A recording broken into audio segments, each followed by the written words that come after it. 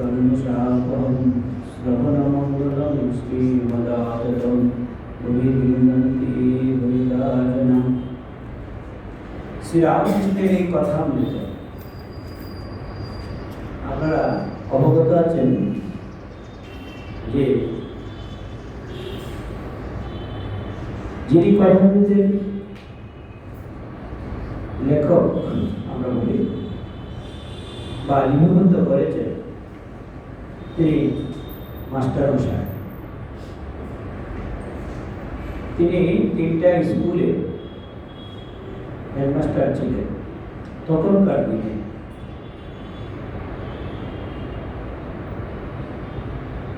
এতগুলো ডিগ্রি থাকার পরেও শ্রীরামকৃষ্ণের সন্নিকটে যখন এসেছে, এর আগে প্রাক্কালে যদি আমরা দেখি তাহলে আমরা দেখব তিনি সংসার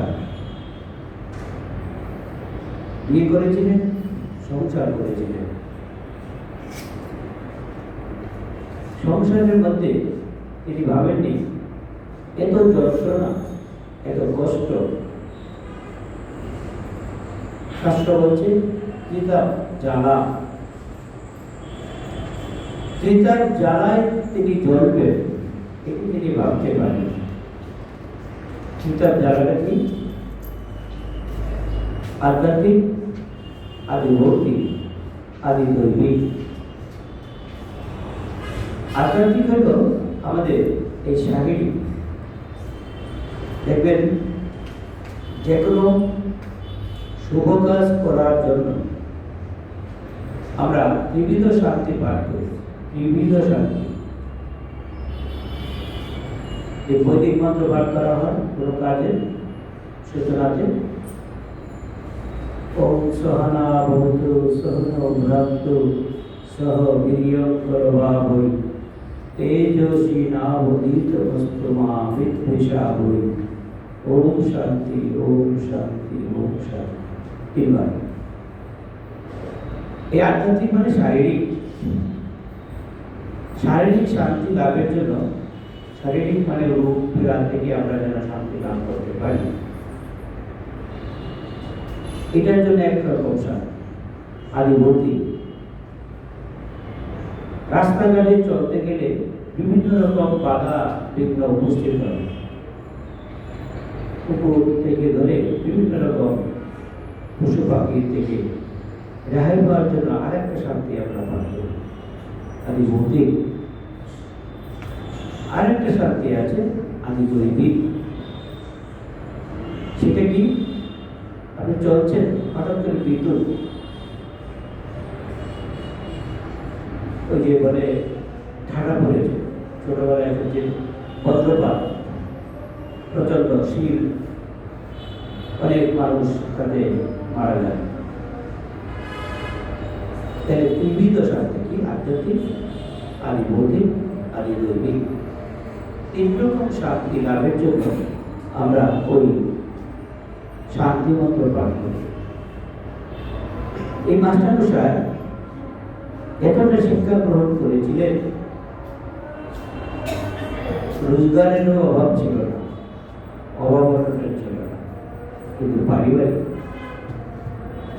পারিবারিক জ্বালা এমন চূড়ান্ত অবস্থায় পৌঁছেছিল, ব্যবহার করে মানুষের কি হয়, আগুন যদি মাথায় লাগে মানুষ জলাশয়ের দিকে এগোতে থাকে, তার পরবর্তীতে জলাশয় বাইরে বলে ঢুকতে মানে আগুনটা নিবাই, তাহলে শান্তি লাভ করতে পারবে। এই ত্রিতাপ জ্বালায় জ্বলে তিনি বাড়ি থেকে পালিয়ে এসেছিলেন, নিজের সংসার থেকে পালিয়ে এসেছিলেন কলকাতায় এই দক্ষিণেশ্বরের কাছে তার বন্ধুর বাড়িতে। বন্ধুর সাথে তার যে মনের যে দুরবস্থা কিছুটা শেয়ার করেছিলেন। শেয়ার করে তিনি ভেবেছিলেন তার থেকে আর কিছুটা অন্তত শান্তি লাভ করবে। কিন্তু চরম অবস্থা যখন মানে রোগের যখন চরম অবস্থা হয় তখন মানুষ দিশেহারা হয়ে যায়। ইত্যাদি জ্ঞান কিন্তু থাকে না, বিচার বুদ্ধি থাকে না, বিচার বুদ্ধি লোপ হয়ে যায়। তিনি বন্ধুর বাড়িতে এসেছিলেন। বন্ধু তাকে শান্তি লাভের জন্য তিনি এই দক্ষিণেশ্বরের রাসমণির বাগান বাড়িতে দিয়ে এসেছিলেন, এই কালী মন্দিরে পঞ্চবটিতে। চারিদিকে ঘুরছিলেন বন্ধুকে নিয়ে, কিন্তু তার ভিতরে ভিতরে প্রবণতা হলো তিনি আত্মহত্যা করবেন।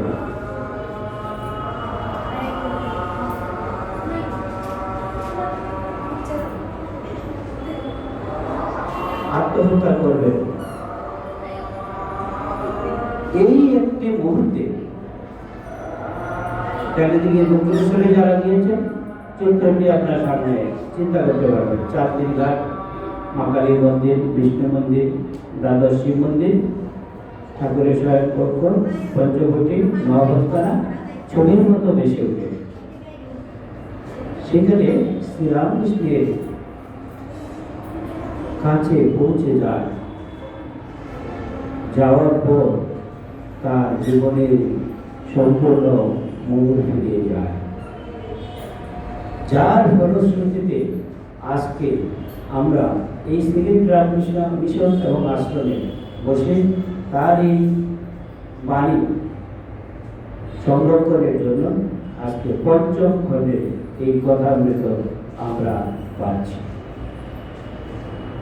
কোটি কোটি মানুষের মনে এখন আস্থা ফিরে দিচ্ছে। কথামৃত শুধু একটি গ্রন্থ নয়, মৃত্যুর মুখ থেকে মানুষকে ফিরিয়ে এনে দিচ্ছে। মারা যাওয়ার অবস্থায় সেই মানুষটি ফিরে আসছে যে না, আমি মরব না, আমি নিজেকে বিসর্জন দেব না। মানুষ কখন করতে চায়? যখন নিজের প্রতি তার ভালোবাসা হারিয়ে যায়, নিজের প্রতি অবজ্ঞা আসে, তখন সে নিজেকে হারিয়ে ফেলতে চায় এই জগৎ থেকে। এই রামকৃষ্ণের কাছে মাস্টারমশাই তখনকার দিনে প্রশ্ন করেছিলেন, সংসারার্ণ ঘুরে ইয় কর্ণ ধারক স্বরূপ নমোস্তু রামকৃষ্ণায় তস্मै শ্রী গুরুবে নমঃ। ভক্তি বলে প্রণাম করে তিনি জিজ্ঞাসা করছেন, মাস্টার করজোরে বিনীতভাবে ঈশ্বরী কি করে মনে হয়? গীতায় ভগবান কৃষ্ণকে যখন কুরুক্ষেত্রে যুদ্ধ প্রাক্ষণে আমরা দেখি যুদ্ধ শুরু হবে, তখন অর্জুন শ্রীকৃষ্ণকে প্রশ্ন করলেন, আমি এই যুদ্ধ করতে পারবো না। কেন যুদ্ধ করতে পারবে না? না, আমি আত্মীয় স্বজনকে হত্যা করতে পারবো না, আমি রাজ্য সুখ লাভ করতে পারবো না। যেরকম এই কুরুক্ষেত্রের ময়দানে যখন এই মোহগ্রস্ত অর্জুন তার এই যুদ্ধ করবে না বলে প্রশ্ন করেছে, বসে পড়েছে, তখন এই ভগবান শ্রীকৃষ্ণ তার এই মোহকে দূর করার জন্য গীতা বলেছিলেন, যে গ্রন্থ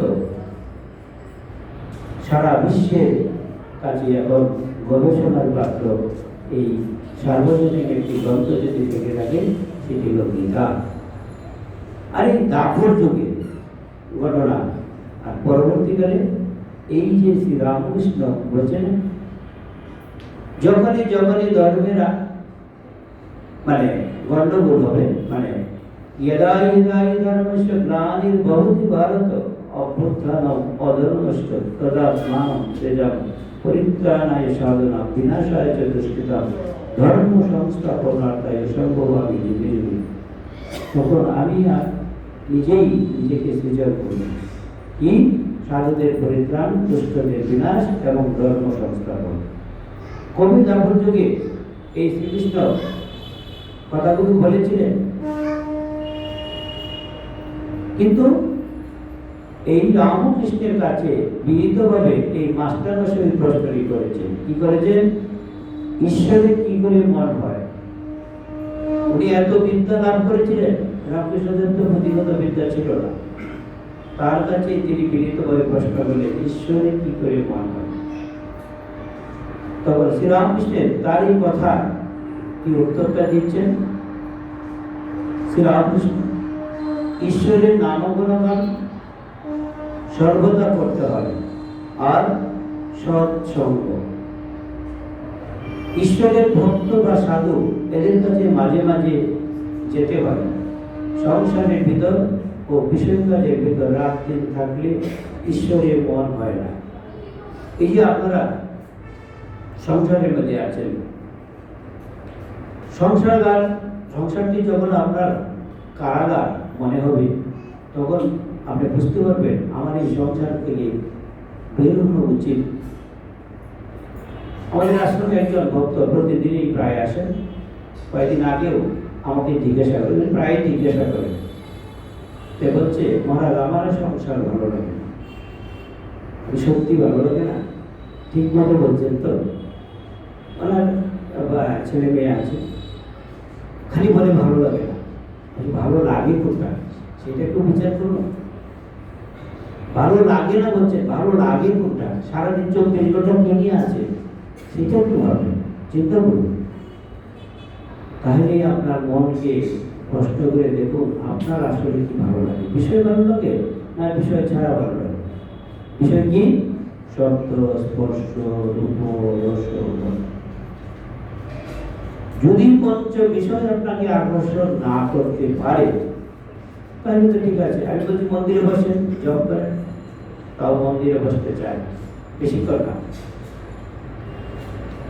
পড়াশোনা করুন, তাও পারি না। তাহলে আপনাকে শান্তি কে দিবে?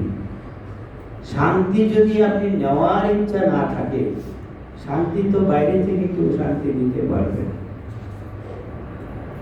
আমরা সবাই কিন্তু এখানে এই যে যারা উপস্থিত মন্দিরে রয়েছি, মন্দিরে আসছেন আপনারা সকলে কিন্তু আপনারা তিনটা জিনিস আপনারা সবাই চাই, আগেও চাই, আপনারাও চান। একটা হলো শান্তি, একটা হলো আনন্দ, আর একটা হলো ভালোবাসা। মায়ের কাছে যখন শিশুটি থাকে খুব আনন্দ থাকে, আর চারিদিক থেকে যারা অবলম্বন করে সংসারের মধ্যে আত্মীয় স্বজন যারা থাকে তারা দেখে বাচ্চাটি খুব শান্তিতে আছে, আর মায়ের স্নেহ ভালোবাসায় ভরপুর হয়ে আছে। মাতৃপুরে বাচ্চাটি তিনটারই সমন্বয় করে। এই তিনটা জিনিস যেন সবাই লড়াই। আজকের এই বিশ্বায়নের যুগে, মোবাইলের যুগে, ফেসবুকের যুগে তিনটা জিনিস কিন্তু সবাই চায়, কম আর বেশি। আকাঙ্ক্ষা কিন্তু আমাদের সবারই তিনটা পেতে চাই। ভালো খেলে একটু ভালো যদি খাওয়া কেউ দেয় ভালোই লাগছে, কিন্তু কতক্ষণ? শান্তিটা বেশিক্ষণ থাকে না, 2-3 ঘন্টা পর ওনার থেকে যখন নেমে যায়। খুব ভালো খাবার এই জিহ্বার পরেই আর খাবারটার কোনো টেস্ট থাকে না।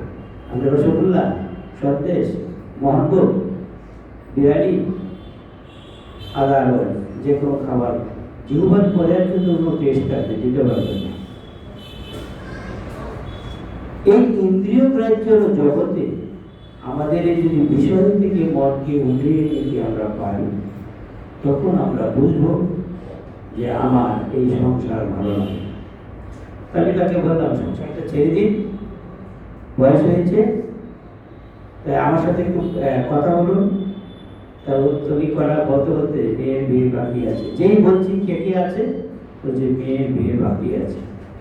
তাই বলতে মেয়ের বিয়ে কাজটুকু করুন, আর যে বয়স হয়েছে আপনার এখন বানপ্রস্থ কাজ চলছে। ব্রহ্মচর্য, গার্হস্থ, বানপ্রস্থ, সন্ন্যাস তো পরের ব্যাপার। এই সংসারের প্রতি বিতৃষ্ণা যদি কারো ঠিক এসে থাকে, তাহলে ঈশ্বর তার নিকটে।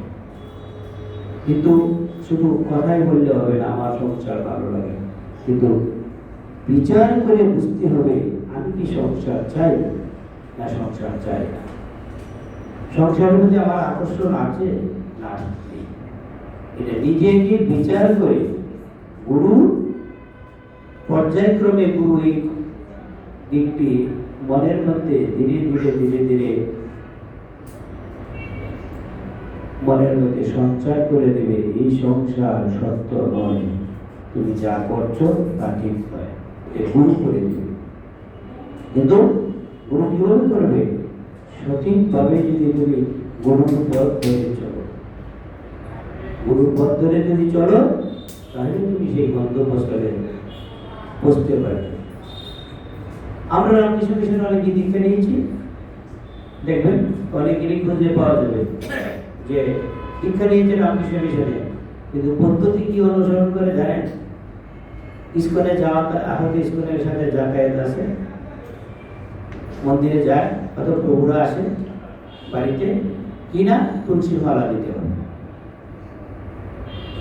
তুলসী মালা না দিলে তোমার ধর্ম হবে, আর কি নিরামিষ খেতে হবে। সেদিন জালালাবাদ থেকে একটা ফ্যামিলি আসে, জালালাবাদ আছে না, শাসনার কাছে, সেখান থেকে আসছে একটা ফ্যামিলি, স্বামী স্ত্রী, এখানে তার সালার বাড়ি সিলেটে।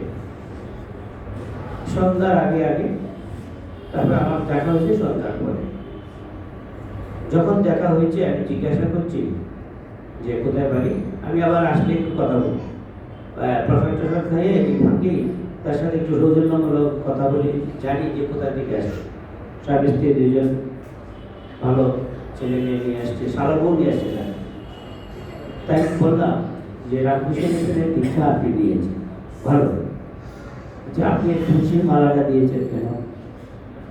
ওনার স্ত্রীও সাথে আছে, ওনাকেও বললাম যে আচ্ছা তুলসী মালাটা দিয়েছেন এই কি রামকৃষ্ণদেবের আশ্রম থেকে কোনো মহারাজ বলে দিয়েছে, গুরুদেব বলে দিয়েছে? স্বীকার করছে, সত্য স্বীকার করছে। কিছুক্ষণ কথা বলার পর সারা বহু পাশে ছিল, সিলেটে থাকে, ও মাঝে মাঝে আসে, ও আমাদের চালিয়েছে কিন্তু মালাটা দেয়। তো উনি মুখে কিছুক্ষণের মধ্যেই তার মুখ থেকে কথা বেরোচ্ছে। কি কথা বললেন?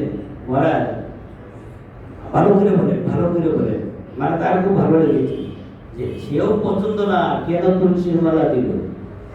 তাই বলছি, দীক্ষা নিয়েছেন একজন, আশ্রয় গ্রহণ করেছেন একজনকে, অনুসরণ করবেন আরেকজনকে।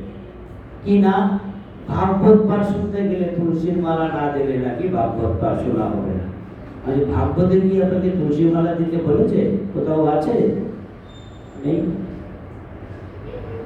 তখন পরের দিন দেখুন মজার কাণ্ড, উনি বলছেন মহারাজ আমি ছবি নিব, আমি রাত্রিবেলা হয়ে গেছে, আমি বলছি আজকে তো পারবো না, পরের দিন আসবেন, 11টায় আসার কথা, আসছে 12টার পরে। এসে এই দুইটা মালা খুলে আমাকে দিয়েছে। তো কি ব্যাপার, মালা খুললেন কেন?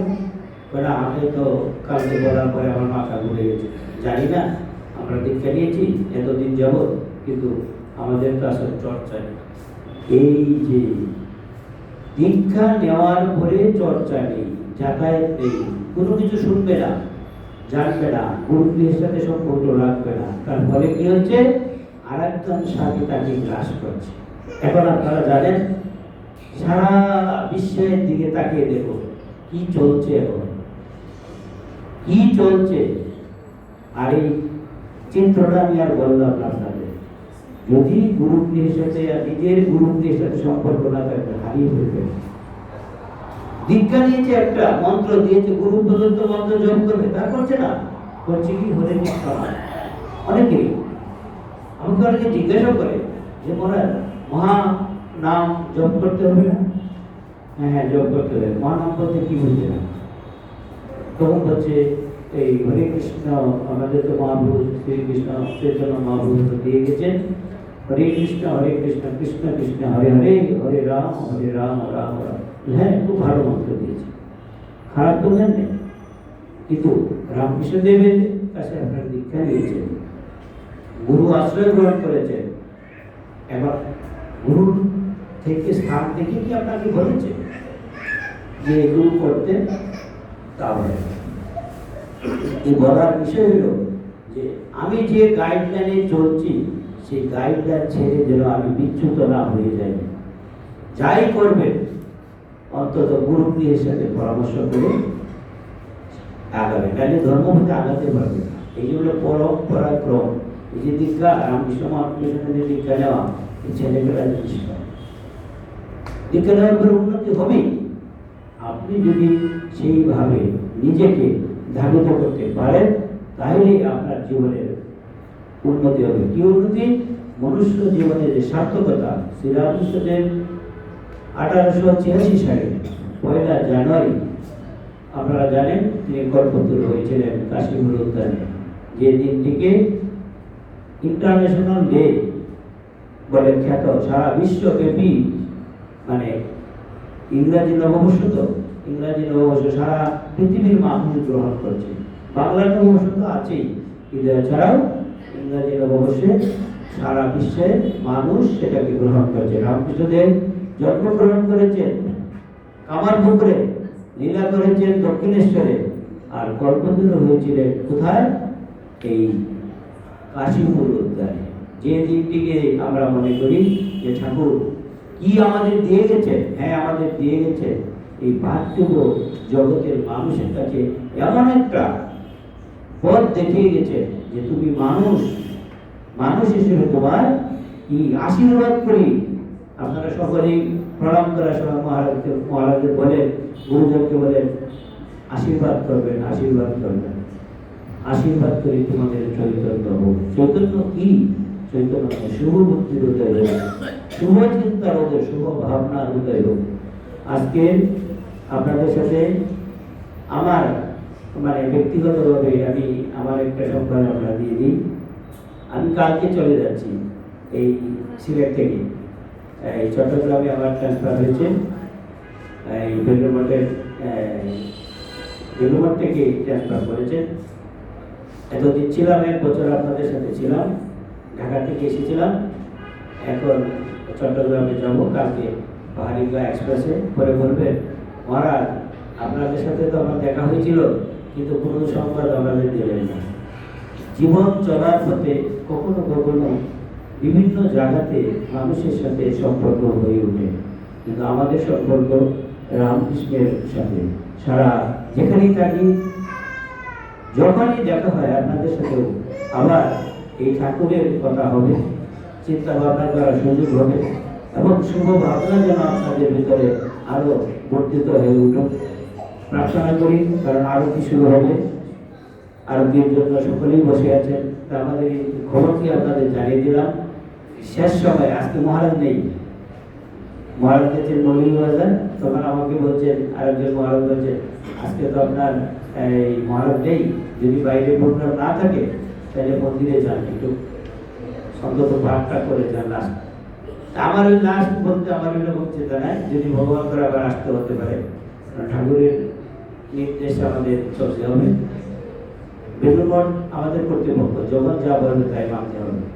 ঠাকুর মা স্বামীজির কাছে আপনাদের সকলের জন্য প্রার্থনা জানাই, আপনারা ভালো থাকুন, আনন্দে থাকুন, সুস্থ থাকুন। ধন্যবাদ, নমস্কার, শুভেচ্ছা।